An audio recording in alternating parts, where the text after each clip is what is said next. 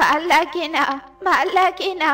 বাসন মাজতে ভালো লাগে না, ঘর গোছাতেও ভালো লাগে না, রান্না করতেও ভালো লাগে না। ইস, আমি যদি সারাদিন শুয়ে বসে খেতে পারতাম। আহারে, কেউ যদি আমার সব কাজ করে দিত তবে কতই না ভালো হতো। গ্রীষ্মকাল আসলেই জলের অভাব দেখা দেয়। বনের মধ্যে একটা মাত্র বড় পুকুরে জল থাকে, আর সব পাখিকে সেই পুকুরের পাড়ে গিয়ে ধোয়া মাজার কাজ করতে হয়। দিন দিন এত কাজ বেড়ে যাচ্ছে, আমার বাসার পাশে যদি একটা নলকূপ থাকতো খুব স্বস্তি পেতাম। আরে, ওটা টুনি না? টুনি, আয় টুনি, শোন মা, আমার কথাটা একবার শুনে যা। টুনি, আয় টুনি। কি হয়েছে মাসি, তুমি এত ডাকছো কেন? কি হয়েছে বলো তো? কি আর বলবো টুনি, ডানার ব্যথায় যে আমি অস্থির হয়ে যাচ্ছি। এবার তো মনে হচ্ছে ডানা ব্যথায় আমার নাওয়া খাওয়াও বন্ধ হয়ে যাবে। ওরে বাবা রে, কি ব্যথা! ডানার ব্যথায় যে আমি ডানা নড়াতেও পারছি না। বলছো কি মাসি? এই দুদিন আগেও তো শুনেছিলাম তোমার নাকি পায়ে ব্যথা। পায়ের ব্যথা ভালো না হতে আবার তোমার ডানা ব্যথা শুরু হয়ে গেল। কি করবি বল, আমার যে দিন দিন বয়সটা বেড়েই চলেছে। পায়ের ব্যথা, ডানার ব্যথা তো বাড়বেই। জানিস, কাল থেকে থালা বাসনগুলো নোংরা হয়ে পড়ে আছে। ডানার ব্যথায় পরিষ্কারও করতে পারছি না। তুই একটু আমার থালা বাসনগুলো মেজে দিবি মা, প্লিজ? না করিস না। তুমি যখন এত করে বলছো তবে আর না করি কি করে বলো তো?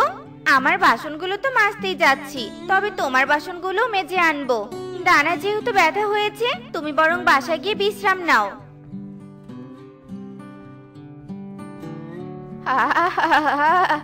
अभी तो मजा आ गया। উফ, ময়লা বাসনগুলো নিয়ে খুব চিন্তায় ছিলাম। ডানা ব্যথার নাটক করে টুনির ঘাড়ে চাপিয়ে দিলাম। এবার টুনি বাসন মাজুক আর আমি বাসায় গিয়ে ঘুমাই। হা হা হা। খুশিতে আত্মহারা হয়ে মিনু বাসায় চলে যায় আর আরাম করে বিছানায় শুয়ে ঘুমিয়ে পড়ে। এদিকে টুনি দুটো ঝুড়ি ভর্তি বাসন নিয়ে পুকুর ঘাটে গিয়ে বাসন মাজতে শুরু করে।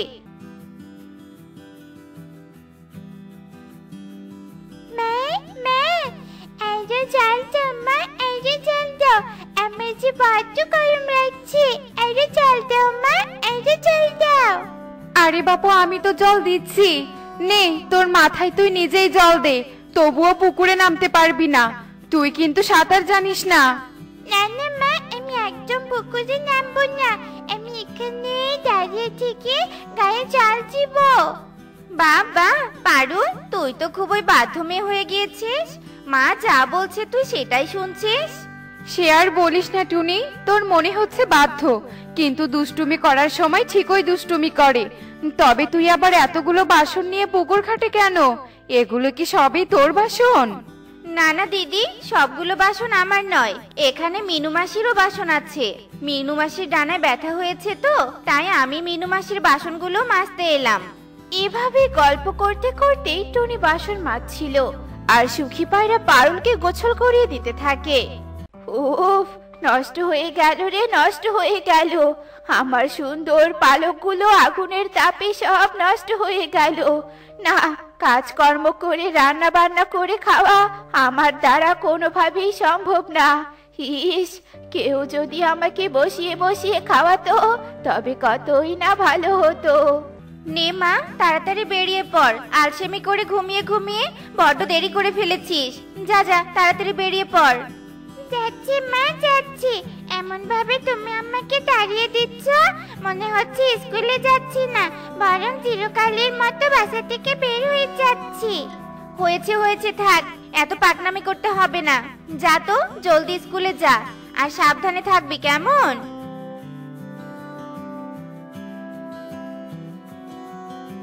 উফ রে, কি লাগছে রে, কি লাগছে!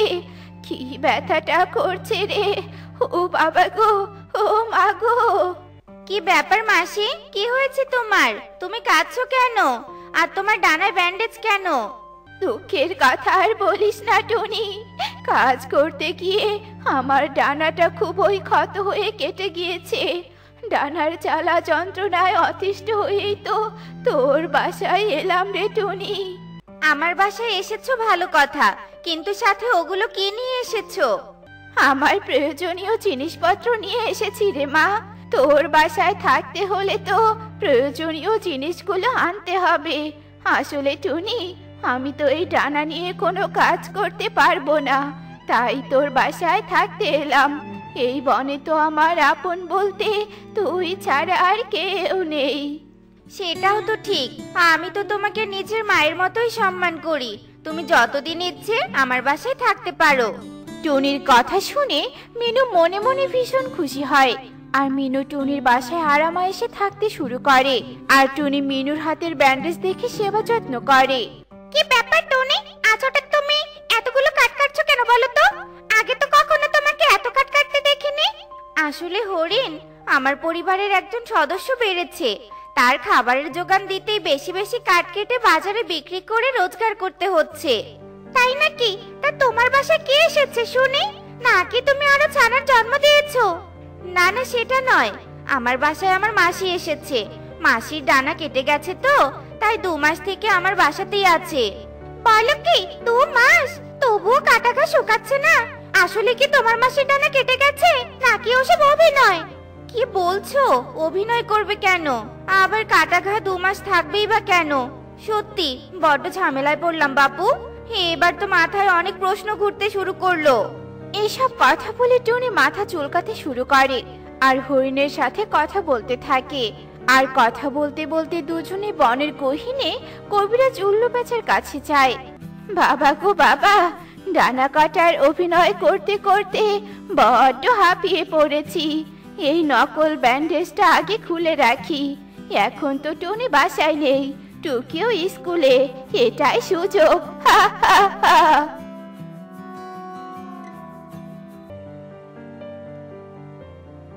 মাসি, ও মাসি। মাসি তবে সত্যি আমাকে মিথ্যে কথা বলেছিল? তবে কবিরাজের দেয়া এই লাল পেঁপেটা খাওয়ালেই মাসির নাটক শেষ হবে। মাসি, ও মাসি, কোথায় গেলে মাসি? ইয়ে মানে টুনি, তুই এখন এ সময়ে? তুই না কাট কাটতে গিয়েছিলি, এত তাড়াতাড়ি ফিরে এলি যে? তুমি অস্বস্তিতে পড়েছো নাকি? আসলে কবিরাজ বাবার কাছে গিয়েছিলাম তোমার ক্ষত ভালো হওয়ার জন্য, লাল পেঁপে আনার জন্য। এই পেঁপেটা খাও মাসি, তোমার ক্ষত তাড়াতাড়ি ভালো হয়ে যাবে। নাও নাও মাসি, তাড়াতাড়ি খাও। বলছিস আসলেই ভালো হবে নাকি? না মানে এই পেঁপে কি খেতেই হবে? খেতে হবে বলছো কি মাসি? তুমি এক্ষুনি খাবে, খেতেই হবে। কি ব্যাপার টুনি, পেঁপে খাওয়ার পর এমন পেট চুলকাতে শুরু করলো কেন? ওরে বাবারে বাবা, এখন তো দেখছি গা চুলকাতে শুরু করলো। ওরে বাবারে, ওরে মারে। গা তো চুলকাবেই মাসি, কারণ তুমি মিথ্যে অভিনয় করেছো। আসলে এই লাল পেঁপে ছিল মন্ত্রপুত পেঁপে। যদি সত্যি তোমার ডানা কাটা থাকতো, তবে পেঁপে খাওয়ার ফলে কাটা ক্ষত ভালো হয়ে যেত। কিন্তু তোমার শরীরে ক্ষত না থাকায় পেঁপেটা তোমার শরীরে চুলকানি সৃষ্টি করেছে। এবার তুমি মিথ্যে বলার শাস্তি হিসেবে চুলকানি সহ্য করো। টুনি হাসতে থাকে আর মিনু চুলকানির জ্বালায় অতিষ্ঠ হয়ে পড়ে। টুকি, আমাকে ঝুড়িটা দে তো, আমি জাম খুঁজতে যাব। হ্যাঁ মা, দিচ্ছি, দাঁড়াও। আমি যাচ্ছি, তুই কিন্তু বাড়িতে সাবধানে থাকবি। আর হ্যাঁ, খেলতে গেলে কারোর সাথে মারামারি করবি না, কেমন? আচ্ছা ঠিক আছে মা, তবে তুমি তাড়াতাড়ি ফিরে এসো কিন্তু। আচ্ছা ঠিক আছে রে মা, আমি চললাম। এই বলেই টুনি জাম খোঁজার উদ্দেশ্যে গভীর জঙ্গলের দিকে উঠতে থাকে। হায় হায়, এই জাম গাছের তো সব জাম শেষ। আমি আরো ভেবেছিলাম এই জাম গাছে জাম আছে। যাই বাবা, সামনের জাম গাছগুলোর দিকে যাই।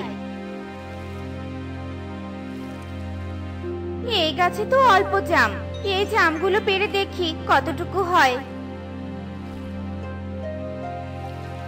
এই যা, এই গাছের জাম দিয়ে তো ঝুড়িই ভরলো না। এখন আবার আমাকে আরেকটা জামের গাছ খুঁজতে হবে। মা, এত দেরি করলে কেন তুমি? তুমি না তাড়াতাড়ি আসবে বলেছিলে। মারে, জাম খুঁজতে আজ অনেক সময় লেগেছে, তাই তো তাড়াতাড়ি আসতে পারিনি। এখন আর দেরি নয়, চল মা, জলদি বাজারে যাই জাম বিক্রি করতে। দাঁড়া মা, আমি ঘরে দরজাটা লাগিয়ে দিয়ে আসি। দরজা লাগিয়েছি মা, এবার চলো। ওরা মা মেয়ে ঝুড়ি ভর্তি জাম নিয়ে বাজারে চলে আসে আর বিক্রি করতে থাকে। জাম নিবে জাম, কালো জাম, মিষ্টি মিষ্টি টাটকা টাটকা জাম। যারা যারা জাম কিনতে চাও জলদি করে চলে এসো। এই কালো জাম নিয়ে যাও জাম। এই টুনি, কালো জামের কেজি কত করে রে? বেশি না দাদা, মাত্র 50 টাকা কেজি। এই কালো জাম খেতে মিষ্টি হবে তো? হ্যাঁ দিদি, অনেক মিষ্টি। টুনি, আমাকে 1 কেজি দে। দিচ্ছি দাদা, একটু অপেক্ষা করো। টুনি কবুতর আর টিয়েকে জাম দেয়। টিয়ে কবুতর টাকা দিয়ে সেখান থেকে চলে যায়। এভাবেই টুনি সব জাম বিক্রি করে ফেলে। সব জাম বিক্রি শেষ। চল রে মা, চল, চাল ডাল আর সবজি কিনে বাড়িতে ফিরবো। এভাবেই বেশ কিছুদিন কেটে যায়। একদিন বড্ড পিপাসা পেয়েছে, পিপাসায় গলাটা শুকিয়ে যাচ্ছে। আশেপাশে কেউ নেই, যাই এই সুযোগে একটু পাশের পুকুর থেকে পানি খেয়ে আসি। আরে, এ আমি কি দেখছি? টুনি মাসি নেই, অথচ তার জামের ঝুড়ি পড়ে আছে। এ তো মেঘনা চাইতেই জল পাওয়ার মতো। আজ আমি বিনা পয়সায় টুনি মাসির ঝুড়ির জাম চুরি করে খাবো। এই বলে কনক ঝুড়ির কাছে চলে আসে আর ঝুড়ি থেকে জাম নিয়ে খেতে থাকে। সেই স্বাদ, এত স্বাদ খেয়ে। বাবা কনক, এভাবে না বলে অন্যের জিনিস খাওয়া ভালো নয়। এগুলো অন্যায়, বুঝেছো? আর কখনো এমন করবে না। আমি 100 বার এমন করবো, তাতে তোমার কি? আমাকে এত জ্ঞান দিতে হবে না, বুঝেছো গরিব পাখি? তোমার তো সাহস অনেক বেশি। ছোট্ট পাখি হয়ে আমাকে অপমান করছো। দিব একটা লাগিয়ে কিন্তু। তুমি আমাকে মারতে চাচ্ছ? আমি এক্ষুনি গিয়ে তোমার নামে বাবা মায়ের কাছে বিচার দিব। এই বলে কনক সেখান থেকে উড়ে তার বাবা মায়ের কাছে চলে আসে আর মিথ্যে অভিনয় করে কাঁদতে থাকে। এই কি কনক বাবা, তুই কাঁদছিস কেন? কি হয়েছে তোর? বাবা, আমার সোনা, কি হয়েছে? কে কি বলেছে তোকে? বল আমাদের। মা, টুনি মাসি আমাকে মেরেছে। 2টো জাম চেয়েছিলাম জন্য আমাকে অনেক মেরেছে। কি? ওই গরিব টুনির এত বড় সাহস? তোর গায়ে হাত দিয়েছে? আজ ওকে দেখাবো মজা। প্ল্যান সাকসেসফুল, টুনি মাসি এবার বুঝবে মজা। আরে কাকুলি দিদি, কালু দাদা, তোমরা হঠাৎ আমার বাড়িতে জাম নিতে এসেছো বুঝি? জাম নিতে না রে, তোকে শাস্তি দিতে এসেছি। মানে শাস্তি দিবে? কিন্তু কেন? কি করেছি আমি? ভাবটা দেখো, যেন ভাজা মাছ উল্টে খেতে জানে না। এই, তুই আমার ছেলেকে মেরেছিস কেন? কি বলছো কি দিদি? আমি তো কনককে মারিনি, আমি ওকে শুধু বুঝিয়েছি। মিথ্যে, সব মিথ্যে। আমার ছেলেটা অনেক কেঁদেছে, তোকেও কাঁদতে হবে। দাদা দিদি, এমনটা করো না, ঘরটা ভেঙে যাবে। থামো দিদি, দাদা থামো, দোহাই লাগে তোমাদের, ওই ঘরটা ছাড়ো। আমাদের যে থাকার আর জায়গা নেই। দাদা দিদি, একটু দয়া করো, একটু দয়া করো। এবার ছেড়ে দিলাম, তবে এরপর আবারও আমার ছেলের দিকে তাকালে তোকে কঠোর থেকে কঠোরতম শাস্তি দিব, কথাটা মনে রাখিস। মা, মা, আমাদের ঘরের ছাদ আর দেয়াল তো ফুটো হয়ে গেছে। বৃষ্টি আসলে ঘরের ভিতর পানি প্রবেশ করবে। এবার কি করবে মা? কি আর করার বল মা, জাম বিক্রি করে টাকা জমিয়ে ঘর মেরামত করতে হবে। কিন্তু বিশ্বাস কর রে মা, আমি ওই কনককে মারিনি। মা, আমি জানি তুমি কাউকে মারতেই পারো না। তুমি অনেক ভালো মা। আর কেঁদো না মা, বিধাতা আমাদের সাহায্য করবে। চলো এবার ঘরে চলো। এরপর টুকি টুনিকে নিয়ে ঘরে চলে আসে। এভাবেই বেশ কিছুদিন কেটে যায়। একদিন কনক উঠতে উঠতে বনের গভীরে চলে আসে। টুনি মাসি রোজ বনের গভীর থেকে জাম খুঁজে নিয়ে আসে। আজ আমি টুনি মাসির আগে এসেছি। আমি সব জাম নিয়ে যাব, আর টুনি মাসি এসে একটা জামও পাবে না। আর তারপর টুনি মাসির ব্যবসায় লাল বাতি জ্বলবে। এই বলেই কনক এদিক ওদিক ঘুরতে থাকে। হঠাৎই ওর চোখ যায় গাছের গোড়ায় পড়ে থাকা কিছু ফল আর শস্য দানার দিকে। ওই তো ফল আর শস্যদানা দেখা যাচ্ছে, মনে হয় কোনো পাখি দেখেছে। যাই, ওগুলো নিয়ে আসি। কনক ফল আর শস্যদানার কাছে আসে। ঠিক তখনই ওর ওপর শিকারীর জাল পড়ে, আরো বন্দী হয়ে যায়। একে কি আমি কি করে বন্দী হয়ে গেলাম? তার মানে এসব শিকারির ভাত ছিল। হায় হায় রে, এবার আমার কি হবে? মা বাবা, আমাকে বাঁচাও। একটা গাছের আড়াল থেকে শিকারী বেরিয়ে আসে। ছাড়ো আমাকে, ছাড়ো, ছাড়ো আমাকে। চুপ কর কাকের ছানা, তোকে আমি ছাড়ার জন্য ধরিনি। আজ তোকে আমি বিক্রি করে দিব, আর আমার মহাজন তোকে দিয়ে বিরিয়ানি রান্না করবে। বাঁচাও, আমাকে বাঁচাও, শিকারির হাত থেকে বাঁচাও। মা বাবা, আমার ভয় লাগছে, আমাকে বাঁচাও। কনক এভাবে চিৎকার করতে থাকে। তখনই সেখানে টুনি আসে, আর কনককে শিকারীর হাতে বন্দি দেখে বলে, কনককে তো শিকারি ধরে নিয়ে যাচ্ছে, এক্ষুনি কনককে বাঁচাতে হবে। টুনি এদিক ওদিক তাকিয়ে গাছ থেকে একটা মোটা ডাল ভেঙে শিকারীর মাথায় আঘাত করে। শিকারী আর্তনাদ করে সাথে সাথে অজ্ঞান হয়ে যায়। টুনি মাসি, তুমি অনেক ভালো, আমাকে বাঁচানোর জন্য তোমাকে অনেক ধন্যবাদ। এখন এসব বলার সময় নয় বাবা, জলদি চলো, আগে এখান থেকে পালাই। টুনি কনককে সেখান থেকে নিরাপদ স্থানে নিয়ে যায়। তখনই ওদের সামনে কালু ও কাকুলি চলে আসে। টুনিকে কনকের সাথে দেখে ওরা ভীষণ রেগে যায়। টুনি, তুই আবার আমাদের ছেলেকে মারতে এসেছিস তাই না? আজ তোর পার পাখা দুটোই ভেঙে দিব আমি। না মা না, টুনি মাসি আমাকে মারতে নয়, বরং আমাকে বাঁচিয়েছে শিকারির হাত থেকে। মানে আমরা তো কিছুই বুঝতে পারছি না। বুঝতে পারছো না? শোনো, আমি তোমাদেরকে বুঝিয়ে বলছি। মা বাবা, আমি সেদিন তোমাদের মিথ্যে বলেছিলাম। টুনি মাসি আমাকে মারেনি, বরং অন্যায় কাজ না করার জন্য বলেছে। টুনি মাসি, তুমি আমাকে ক্ষমা করে দাও। টুনি বোন, আমরা সত্য যাচাই না করে তোর সাথে অন্যায় করেছি। তাই তুই আমাদেরও ক্ষমা করে দে, আমরা আমাদের ভুল বুঝতে পেরেছি।